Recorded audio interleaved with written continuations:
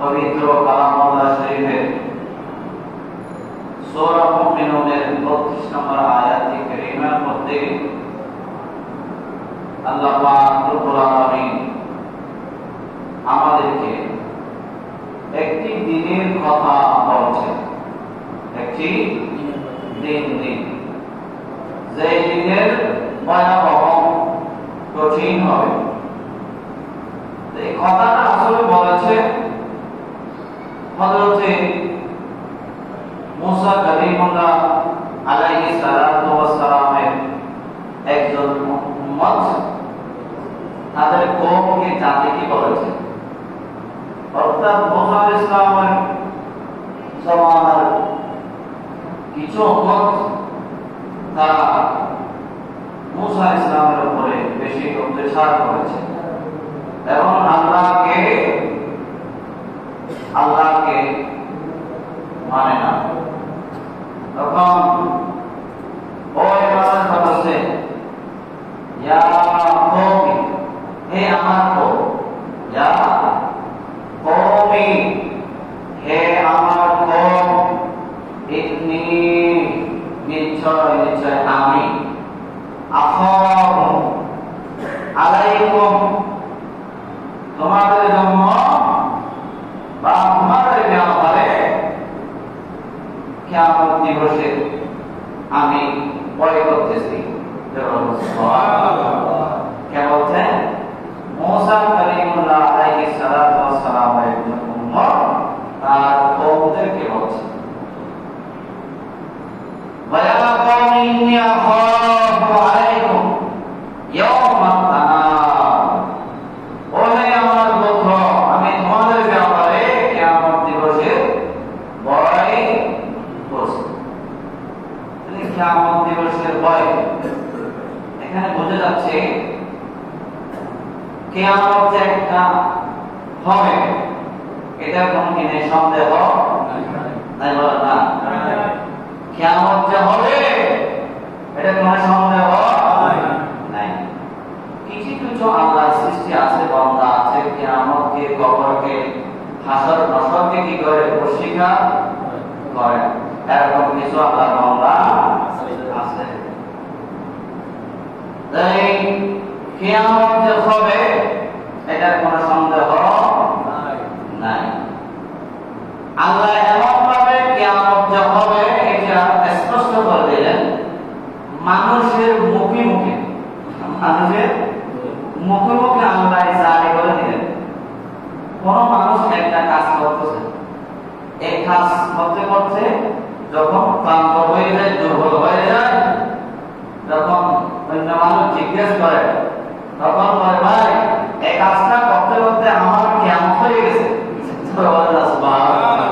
এরকম বলে নিয়ে বলে আল্লাহ এমন ভাবে সৃষ্টি করেছে, এমন ভাবে ফিট করে দিয়েছে, কিয়ামত দিনও না মানে তাদের জবান দিয়ে আল্লাহ কিয়ামত শব্দ বের করেছে।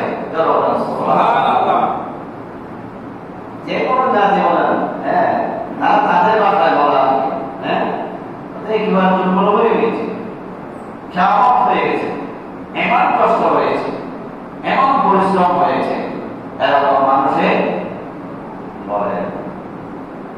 তো এই কিয়ামত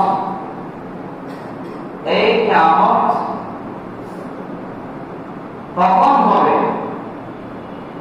কিয়ামত কোন দিন হবে,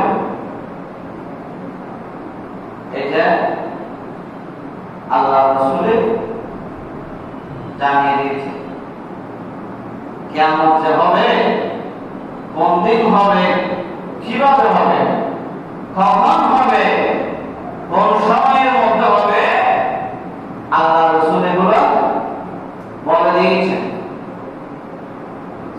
একবার হযরত জিবরাইল আলাইহিস সালাম আল্লাহ রাসূলের কাছে এসে কিয়ামত সম্পর্কে জিজ্ঞাসা করতে লাগলেন। কে? জিবরাইল বলেন না, কে? জিবরাইল। জিবরাইল এটা হলো মালায়েকাদের সরদার, বড় ফেরেশতা, যিনি নবীদের কাছে ওহী নিয়ে, ফায়দা নিয়ে, সংবাদ নিয়ে নবীদের কাছে আসেন। উনি হচ্ছেন হযরতে জিবরাইল। হযরতে জিবরাইল যখন আল্লাহর রাসূল থেকে জিজ্ঞাসা করলেন, আল্লাহ নবী বলেছেন, হে জিবরাইল, কিয়ামত হবে শুক্রবার দিন। কোন দিন? শুক্রবার। কথা খেয়াল করুন, কিয়ামত হবে শুক্রবার দিন। মাস হবে মুহররম মাস। কি মাস? মুহররম মাস। দিন হবে শুক্রবার দিন। সময় হবে মাগরিবের ওয়াক্ত। সময় হবে মাগরিবের ওয়াক্ত। কিয়ামত হবে। সেই কারণে অন্যান্য নামাজের মধ্যে কি আছে? জামাতের আগে সময় আছে, সুন্নাত আছে। আযান দেওয়ার পরে সময় দেওয়া হয়। মসজিদে আসার জন্য টাইম দেওয়া হয়। মাগরিবের নামাজের মধ্যে টাইম নেই।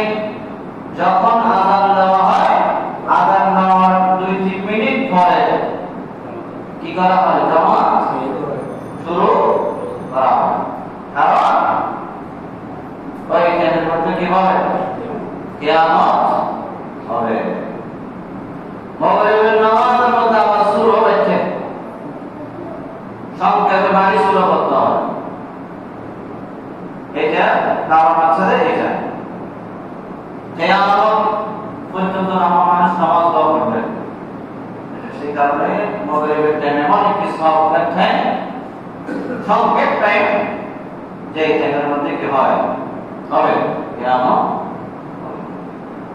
আল্লাহ রাসূল বলেন, বলার পরে কিয়ামত শুক্রবার দিন হবে, মুহররম মাস হবে, সময় হবে মাগরিবের টাইম। কোন সময় হবে, কোন সালে হবে, জিবরাইল অনেক চেষ্টা করেছে, আল্লাহ রাসূল বলে নাই। আল্লাহ রাসূল বলে নাই, কারণ আল্লাহ রাসূলকে 3 রকমের এলম দিয়েছেন। কয় রকম? 3 রকমের আল্লাহ রাসূলকে আল্লাহ এলম দিয়েছেন।